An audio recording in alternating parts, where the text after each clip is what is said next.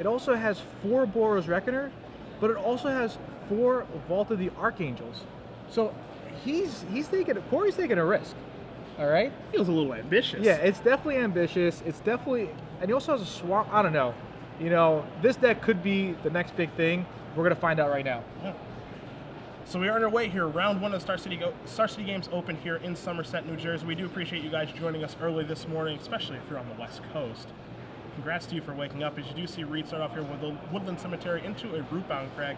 Cory here just with a Godless Shrine, so we'll see if he has a turn 2 play, which in his deck he does have Elite Inquisitor and he does have Precinct Captain to start off on turn 2, but just an isolated Chapel and passes the turn back. Yeah, I do see a couple of Boros Reckoners in his hand. Okay. So we'll see if he has another white source to be able to cast it.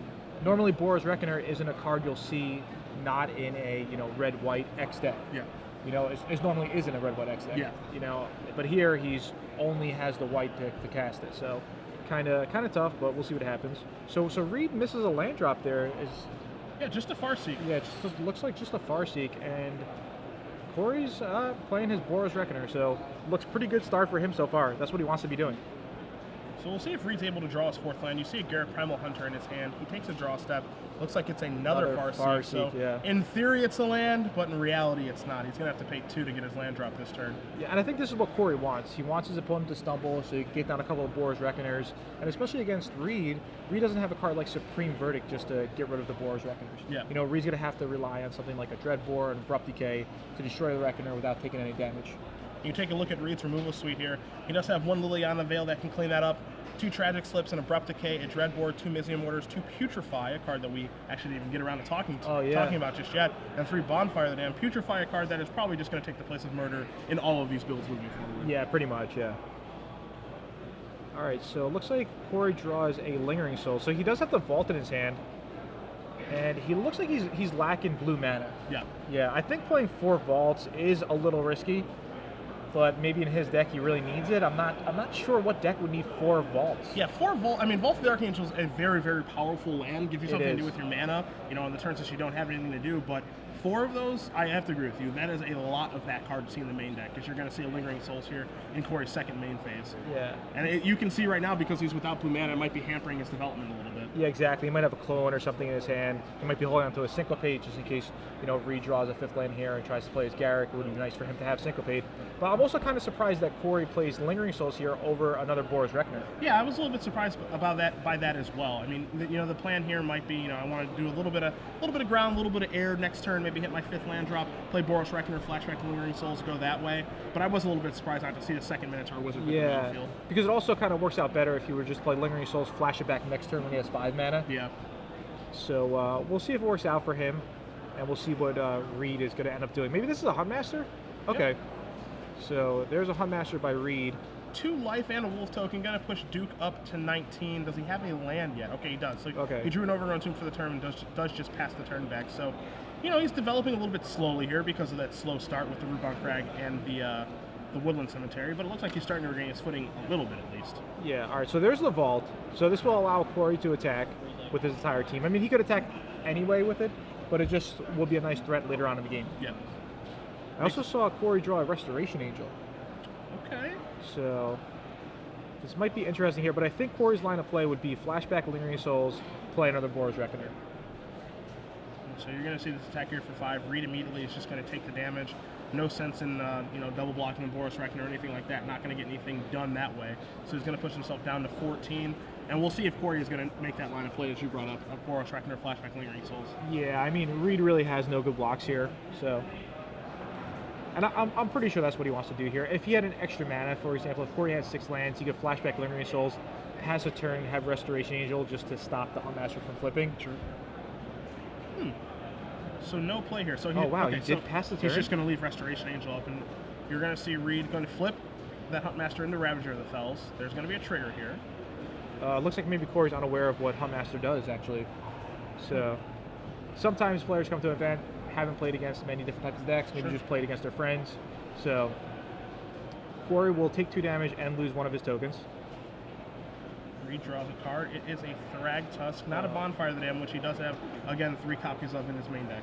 Yeah, but the Thrag Tusk is really good here. Yeah. It'll allow him to, gain back the life that he lost and kind of take control of the board. You know, him having a 4/4, 2/2, and if he decides to play Thragtusk at 5/3, it's a lot of power, it's a lot of defense that he has against Cory now. You can also start playing the little game there with the Ravager, the Fells. You know, do I want to flip it? Do I not want to flip it? You know, start gaining 2, pumping out Wolves, flipping back, all that stuff. Sure. But we're going to see, maybe Cory was playing a little coy here. We're going to see a Restoration Angel come into play. Looks like he's going to immediately try to block that Wolf. Let's see if Reid has something to do to stop it. Looks like he does not right now. Maybe he's holding on to a Tragic Slip? Not too sure, but Restoration Angel will take out the 2/2 Wolf. So we're going to see a follow-up here of Rakdos Key Rune. Okay. Into a Ground Seal. And is the last card a Tragic Slip? I do see a Tragic Slip in his hand. What do you think you take out here? The Reckoner or the Restoration Angel? I think the Reckoner is a bit the scarier card. Yeah, right, yeah, I like that as well. Get the Reckoner off the table. Reckoner will more likely or not do more damage.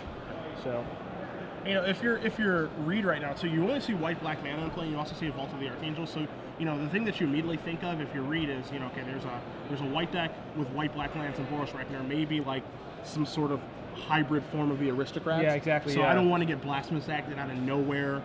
You know, that would suck. So I'll just take care of that and just keep moving along here. It also allows him, by playing all those spells in one turn, flip the Ravager back into Huntmaster, get that Wolf back, get 2 more life, get himself up to 16, keep stabilizing his life total while advancing his board. Yeah, you know what's interesting? If this game goes the way that I think it will go, Cory will never even play a blue mana. Okay. And Reid might just win thinking that, yeah, Cory is probably just black-white or just some form of the Aristocrats, like you said. Yeah, just like a bad Aristocrats draw. Yeah, exactly, yeah. You know, one thing we saw with the initial version of the Aristocrats that Tom Martell won with is they had 1 Restoration Angel in their main deck. Okay. So, you know, maybe Cory's thinking, maybe Reid's thinking, maybe Cory, you know, harken back to an older form of the Aristocrats and he just has like a one of Miser's Restoration Angel in his deck. You know, there's a lot of things that can be going through Reid's mind right now. Yeah. I think the last of them is that Cory has blue mana in his deck for Supreme Verdict and Clone. Exactly. Which we know, but Reid, I can't imagine that he does right now. Yeah, and his sideboard is interesting too. He actually has a sideboard Syncopate. Normally, out of a blue deck, you would see a sideboard Negate, sideboard Dispel. Yep. Never really Syncopate, so I wonder what the thought process is behind this. So here's that second Boros Reckoner. That's finally going to hit play. Restoration Angel and the Spirit are going to come across. Reid's going to go down to 12. And we'll see if we're going to see a flashback on that Lingering Souls or not. Yeah, I think you want to flashback that Lingering Souls for sure. You want to just increase your board presence as much as you could, especially now that Reid's board is definitely improving a lot. So, yeah. Especially if Reid drops a Thragtusk. And just the threat of having 3 bonfires in Reid's deck is just really scary for Cory. Yeah. I think he's just going to pass the turn back. So no interesting. Souls. Let's see what Reid draws. It's not a Bonfire of the Damned. There's a chance maybe Cory's slightly confused with that Huntmaster because he did have to read it a couple of times. Okay. So maybe he's afraid to play 2 spells, thinking maybe it flips back. Yeah, flips back. Not too sure what it does. So definitely understandable. So now Reid is going to come out here with an Olivia Voldaren. Yeah, Olivia's going to take over the game for sure. I think. You agree? Yeah, I mean we've seen this before, right? With Jund, where this is the card that just really does just start to dominate a board state. As he's going to shoot down that Spirit Token. Olivia's going to move up to a 4/4 right now. Reid going to play a Tragic Slip. The Morbid is triggered because that Spirit Token died. There goes the Reckoner. Here comes the Wolf Token and the Huntmaster. Cory's going to get pushed down to 10 now. Yeah, Reid was able to cast all that and shoot because of the key rune that's kind of off screen. You see the bottom of it, but that's the Rakdos key rune, which turns into a 3 on First Striker, which is good against the Rakdos. That was the main reason why people used to play it back a couple months ago. Yeah, I mean, it's kind of funny where, you know, that card saw a healthy amount of play at the beginning builds of Jund, and then they kind of, you know, became a little more obsolete as people started to develop the deck a little bit more. You see Reid playing just one of these again, and again, as you said, part of the reason I did see plays because it was so good against the Thragtusk, and, you know, you can see how it accelerates the deck pretty well, and it looks like one thing that Reid has done now, which he actually kind of trademarked around Proto Montreal, is that there are no Arbor Elves anymore. Yeah. He has 4 Huntmasters, 3 Olivias, 4 Thragtusk, and 2 Sire's Insanities, but 0 Arbor Elves in his list, where the industry standard for a little while, because of Reid and Owen, was 2 copies of Arbor Elf. Yeah, honestly, I never really agree with the Arbor Elves. Do you think he's playing the Rakdos key rune because of the Sire Insanity now? To kind of ramp into Maybe it? ramp into that a little bit more, yeah. Yeah. All right, so only a flashback Lingering Souls for Cory last turn. And representing Restoration Angel here with the 4 mana available. I mean, do you think Reid cares? I don't think he cares in the least. When you untap with an active Olivia Voldaren, there's not a lot you care about in life. all you care about is not playing a second Olivia. Pretty much, yeah. I'm making that mistake. You're feeling pretty good. Yeah. And you see Olivia coming into the red zone right now, feeling pretty good about itself. So right now Olivia is only a 4/4, but could get bigger and bigger as Reid chooses to. And we'll bring Olivia up on the screen for you guys so you guys can see that vampire that is taking over the game. As you see, Huntmaster of the Fells is going to flip over into Ravager again. It's going to shoot that Restoration Angel for 2 points. Okay, so Cory chose a Swamp. Again, no blue mana. Yep. And I kind of thought this might be the case. Maybe he's just not playing enough blue sources. He only really has 4 Hollow Fountains and 4 Glacial Fortresses. So you only have 8 sources of blue mana? Yeah, that's it, yeah. Okay. So this is something that can probably end up happening to him a lot more than normal. I think this isn't rare to see. Exactly.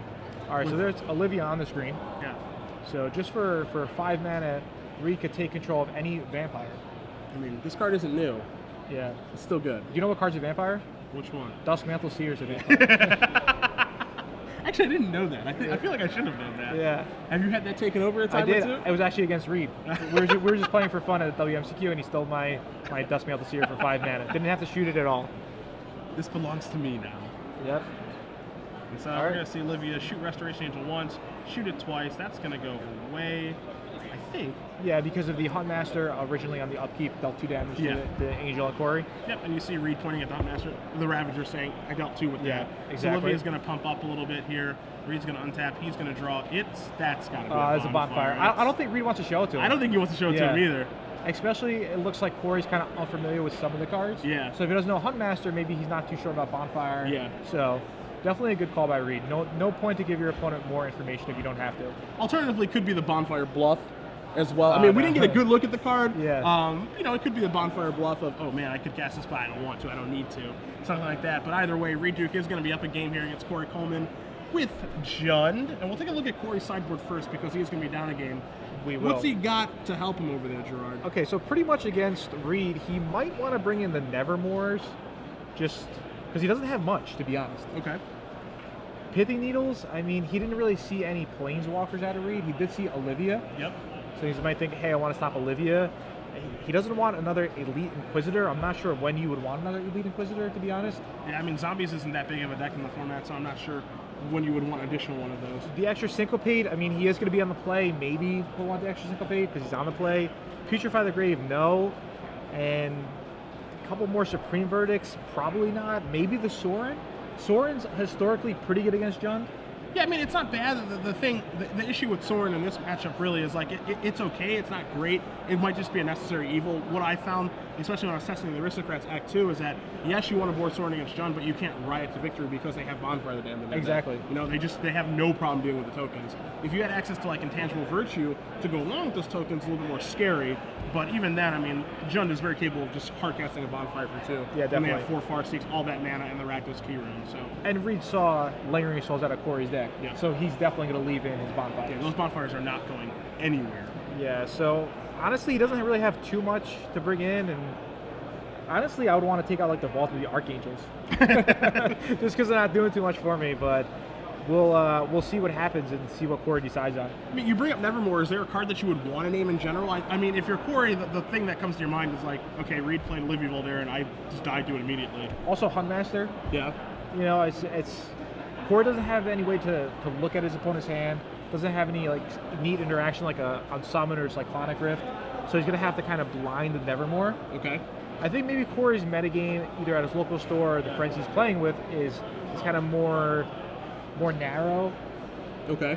So, because what deck would you really want Nevermores against in this format?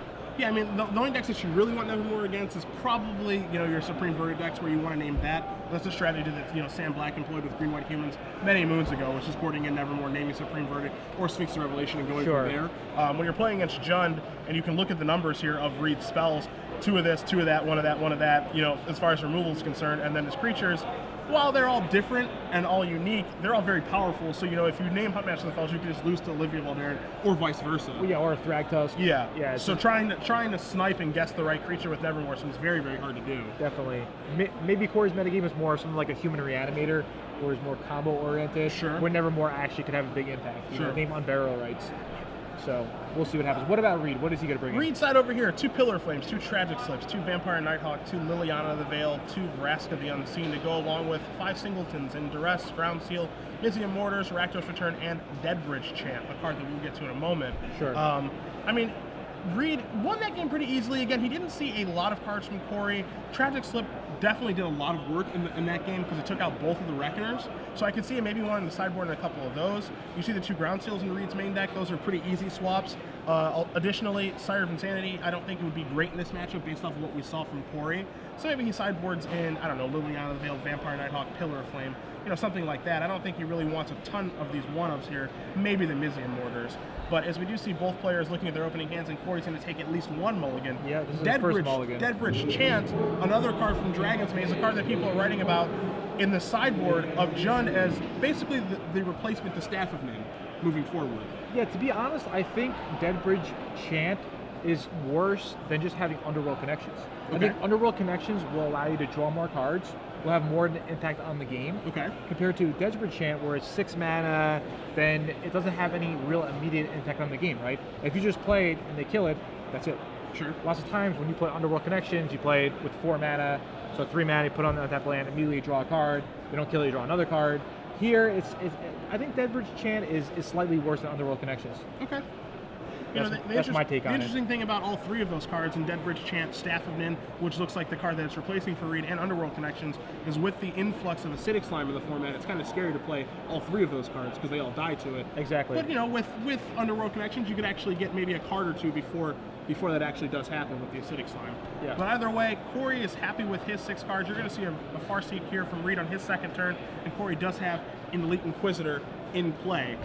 So we don't know if he board in the other one or not. Yeah, we're not sure. It could be one of the ones in his main deck. Same thing, we see a Sorin in his hand. So it could be one of the 3 Sorins that he had in the main deck. Maybe he boarded into a 4th Sorin. We don't know.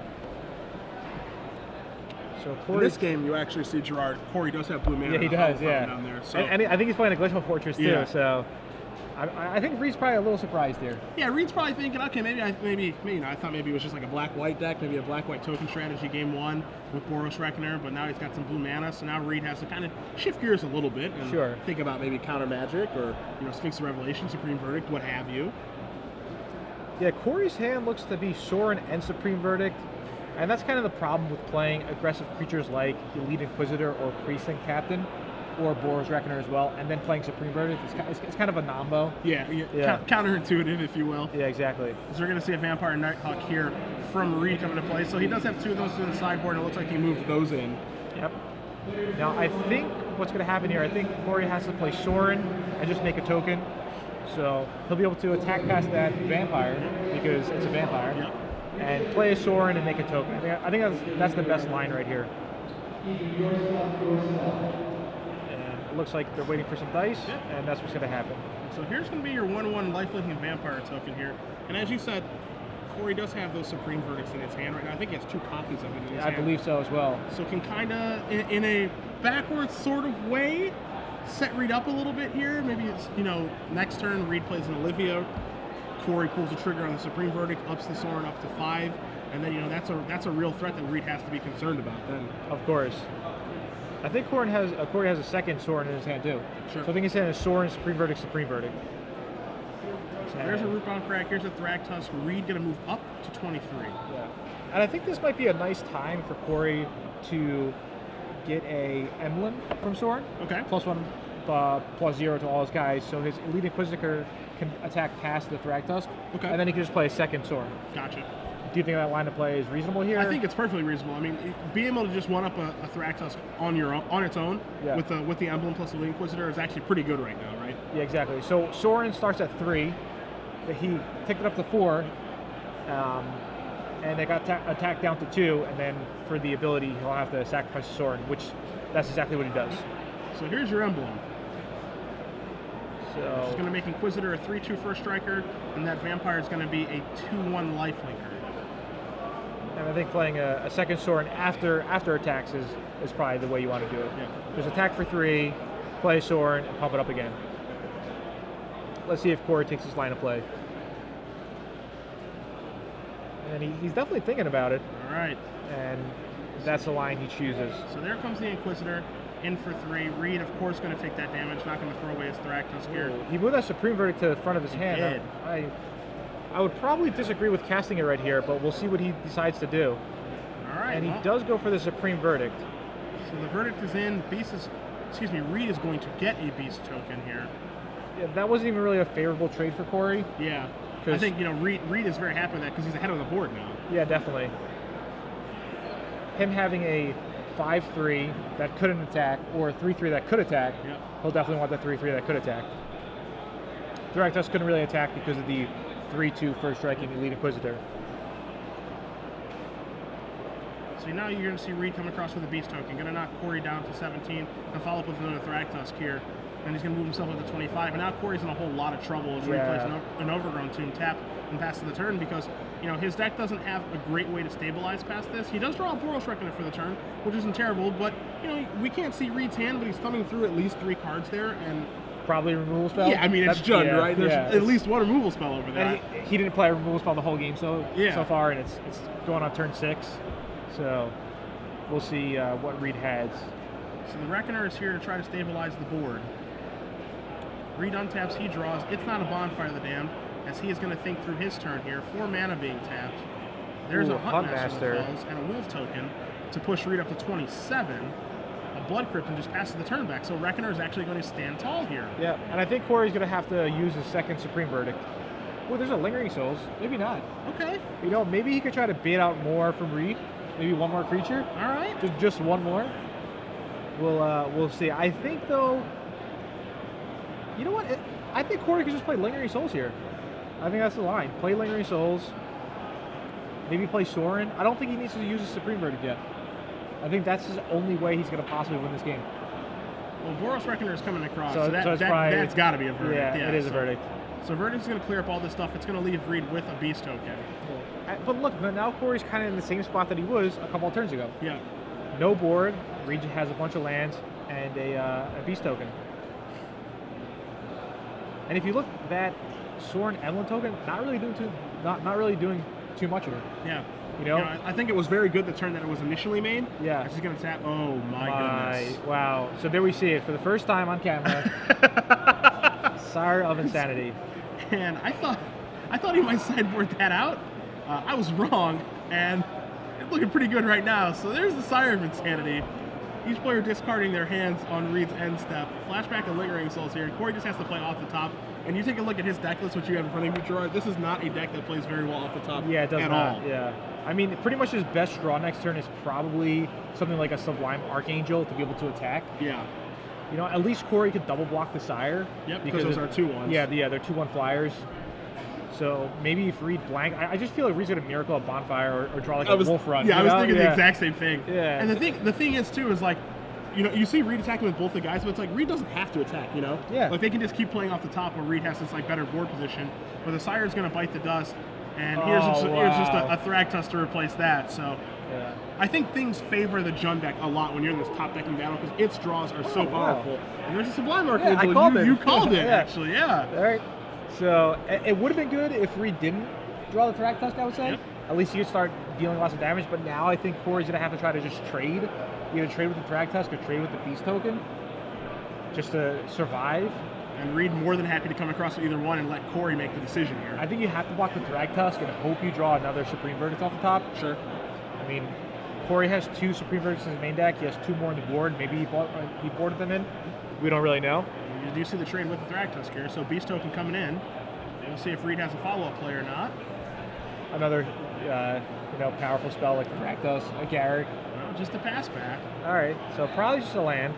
Maybe a removal spell of some sort, like an Abrupt Decay that he couldn't use on the Sublime Archangel. Cory drew a card. It looks like a spell. I just don't know which one it is. I don't know what spell he wouldn't cast.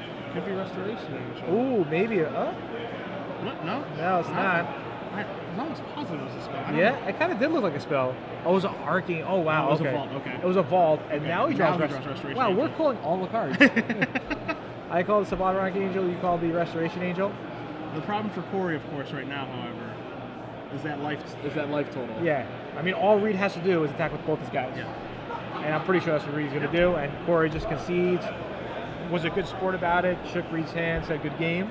So Reid Duke is going to win this match against Cory Coleman with Jund over Esper Aggro, 2-0. Reid Duke off to a good start today.